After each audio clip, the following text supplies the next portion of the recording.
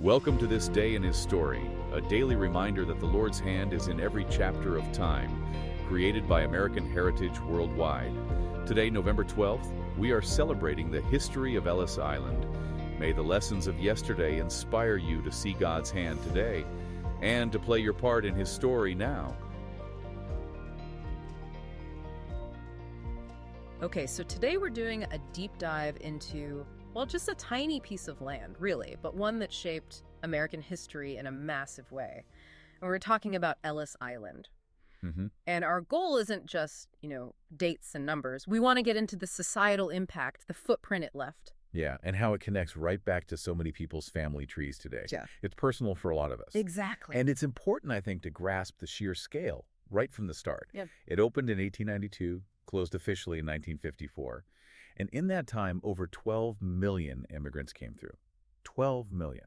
That number is just hard to wrap your head around. Imagine the logistics of that, processing all those people through one federal station. A huge challenge. And just so everyone has the picture, geographically speaking, we're talking about that island right there in New York Harbor, just off the New Jersey coast. This spot. 12 million. Okay, but let's bring that number forward. What does it mean for us now? And this statistic, I find this incredible. An estimated 40% of Americans today. 40%. Yeah, 2 out of every 5 people listening, maybe, can trace their roots back to someone who arrived through Ellis Island. It really underscores how foundational this place was. It's woven into the American fabric. Absolutely. A shared piece of our national story, our genealogy. And, connecting that number, that 40%, to the time period, it really highlights who was coming and why, especially during that peak era. It was a big shift from earlier immigration waves. Right. Before 1890, things were different.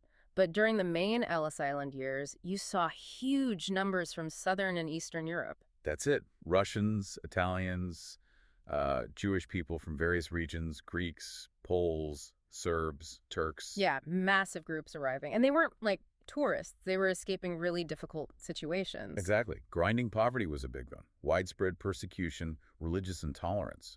For many, it seems it wasn't just about finding opportunity. It was about survival, wasn't it? Absolutely. A necessity. And that pressure, that sheer volume of people needing somewhere to go. That's why the system itself had to change, right? Precisely. Before 1890, it was up to the individual states to process immigrants. Which sounds chaotic. It likely was, and they just couldn't cope with the increasing numbers. It wasn't sustainable. So the federal government had to step in. Less about control, more about just managing the flow. Yeah, a logistical necessity, really. The states were overwhelmed. And that leads us to President Benjamin Harrison. In 1890, he makes the call, designates Ellis Island as the first federal immigration station for the whole country. A landmark decision. Yeah. It centralized the whole process. Yeah. Took it from that state-by-state patchwork you mentioned. And made it standardized. Okay. Federal. One system. Exactly. And that federal station, that processing point, that was the end of what was often an unbelievably grueling journey. Yeah, we often focus on the arrival, maybe the boat trip. Right. But the hardship, Yeah. it often started way, way before they even saw a ship. That's a crucial point. Yeah. The sources mention people traveling hundreds of miles just to get to a port. By foot, sometimes. Or horseback, wagon. Maybe a train if they were lucky or could afford it. Across entire regions, sometimes continents. It sounds like just leaving home, that initial part, might have been the most physically demanding piece of the whole thing. It very well could have been for many. Then, if they made it to the coast... Then came the Atlantic crossing. Right, on a steamship. And that voyage was no pleasure cruise. It could take anywhere from, 2 weeks up to 12. 12 weeks, wow, depending on weather, wind, where they sailed from. Totally unpredictable. And we actually have a specific example from the records. A voyage from Liverpool to New York. Okay. Took 12 days, July 26th to August 7th, 1871. 12 full days stuck on a ship. Imagine that. Over the ocean for almost 2 weeks. Yeah. Completely at the mercy of the elements, like you said. And it raises the big question, doesn't it? What were the conditions like on those ships? Yeah. Most weren't traveling first class, that's for sure. The vast majority were in what was called steerage. Steerage, below deck, right? Way below deck. Packed in the sources use harsh terms, but it was essentially like human cargo. Thousands crammed together. Just awful. The details are stark.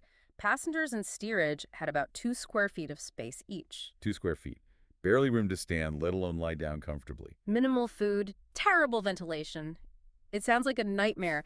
A real test of endurance before they even glimpsed the Statue of Liberty. A physical and mental ordeal, absolutely. So if they survived that, who is the very first person to actually go through the brand new federalized Ellis Island system? Right, amidst all these huge numbers, there's always a first. And we know who it was. This is where a specific human story emerges. January 1st, 1892. Opening day. The first person processed.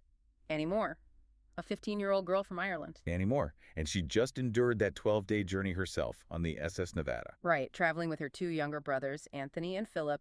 And get this, that 12-day trip included Christmas Day at sea. Wow, what a Christmas. Talk about family sacrifice for a chance at a better future. But her story, thankfully, ends well.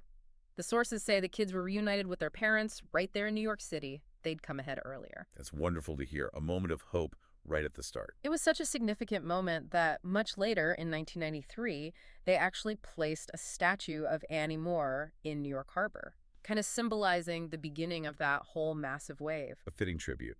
And her arrival really did mark the start of the peak years for Ellis Island.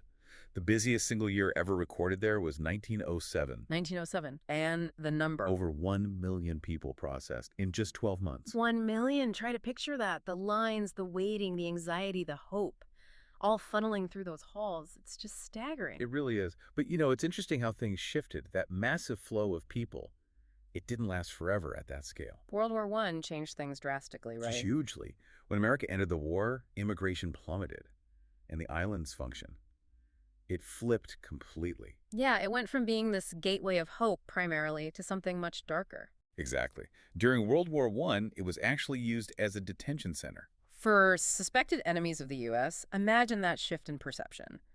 Freedom to internment, basically, on the same piece of land. A stark transformation. And then its role changed again during World War II. It did. The sources mention a hospital being built there to care for wounded American soldiers. Okay. And it also served as a training center for the Coast Guard. So it cycled through these roles: gateway, prison, hospital, training base, reflecting the times. Precisely. A microcosm of national priorities shifting. But that wartime activity was sort of its final chapter as an active federal facility? Pretty much. The whole immigration operation finally shut down completely on November 12, 1954. And then what? It just sat there. For decades, yeah. It fell into disrepair. Abandoned, really. Until this massive effort to save it began. The sources describe it as the largest historic preservation project in U.S. history at that point. It was enormous. A huge undertaking starting in 1984. They spent $160 million. Wow, $160 million. That's serious commitment. It really symbolized, I think, a national desire to reclaim and remember that history, those stories, not just let the buildings crumble. And the result of all that work? The Ellis Island Immigration Museum, which opened its doors in September 1990. Right. And it's hugely popular today, isn't it? Draws millions of visitors. More than 2 million people every year, yeah. Yeah. It stands as this powerful monument to that whole era. But here's the really exciting part, I think, especially for anyone listening who's interested in genealogy or their own family history. Yes. The records. This is key. Technology has completely changed the game. You don't have to go to the museum anymore to potentially find your connection. Exactly. There's this incredible joint project, Family Search and the Statue of Liberty Ellis Island Foundation, Inc., worked together. And what did they achieve? They digitized and indexed the entire collection of Ellis Island, New York passenger arrival lists. The whole thing. The whole thing, and made it available online for free. Yeah. Searchable. That's amazing. And these lists, they cover more than just the official Ellis Island period, right? They do. The collection actually spans from 1820 all the way up to 1957. So it includes the years before the federal station opened, too. Okay, so pre-Ellis Island Federal Station records are in there, too. Millions of images from the original microfilm. And it's not just immigrants listed. Who else? Crew members are on there, other passengers. Basically, anyone arriving through the port of New York during that huge time frame. Millions and millions of names, freely searchable. That puts this history right at your fingertips. It really does, that personal connection we talked about. It's potentially just a few clicks away for so many people. Okay, so let's recap quickly. We started with Annie Moore arriving in 1892. The very first. Saw the peak years, like 1907, with over 1 million people. Unbelievable scale. Watched the island transform during wartime. Detention center, hospital. Yeah, right, its role shifted. Then the closure, the decay, followed by that massive $160 million restoration effort. Bringing it back. And now, today, we have not just the museum drawing millions, but crucially, these digitized records, holding the potential arrival stories for, what was it, 40% of Americans? 40%, yeah. All accessible online for free. So that brings us to the final thought, maybe something for you, the listener, to consider. Given everything we've discussed, the scale, the hardship, the hope, and now the accessibility, why is it important, do you think, to spend time exploring these records? Maybe digging into your own family's past or helping someone else find theirs. Right. It's more than just data now, isn't it?